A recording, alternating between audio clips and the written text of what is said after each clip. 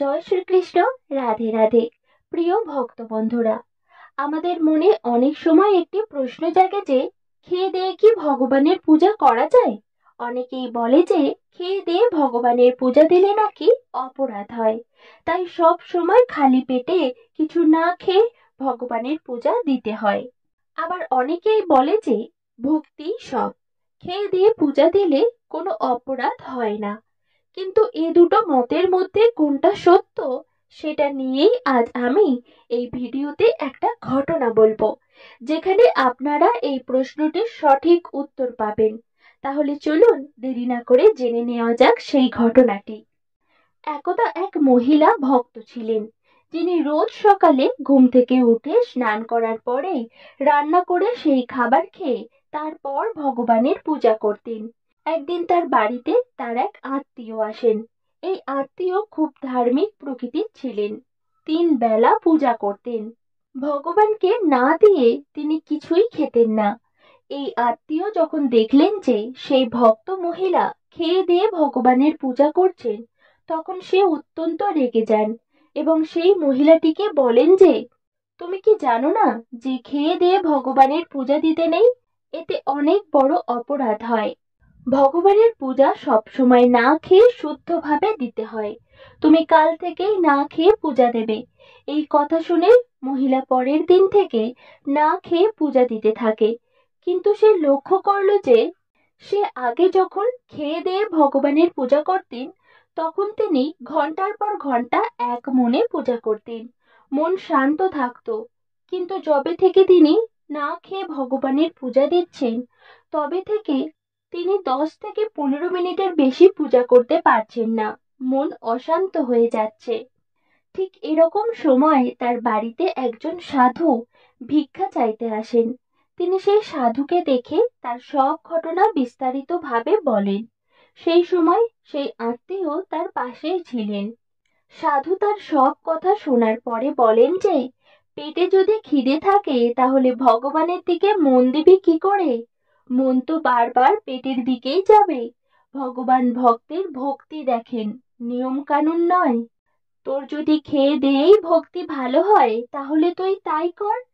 এবং এরপর দিয়ে সে খেয়ে দিয়েই আবার পূজা করতে থাকে। শ্রী রামকৃষ্ণ দেবও একবার বোঝান যে তুমি খালি পেটে পুজো দিতে বসলে এবং মন তোমার ঈশ্বরের দিকে না গিয়ে খাবারের দিকে চলে গেলে এতে কোনো লাভ হয় না। এর চেয়ে খেয়ে দিয়ে শান্ত মনে পুজো দেওয়া অনেক ভালো। শুধু না খেয়ে উপোস করায় যদি ধর্ম হতো, তবে তো যারা দরিদ্র, যারা খেতে পান না, তারা অনেক বেশি ধর্ম পালন করেন। ঠাকুর শ্রী রামকৃষ্ণ পরমহংসদেব বলেছেন, কিছু না খেয়ে পুজো করলে কোনো দোষ নেই।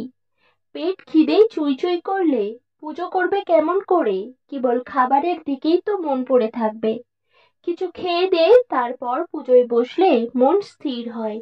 পেটের ভেতর আনচান করছে, মনের মধ্যে কখন খাবার খাবো খাবো ভাব, আর উপোস করে বসে আছি, এইভাবে ধর্ম পালন হয় না।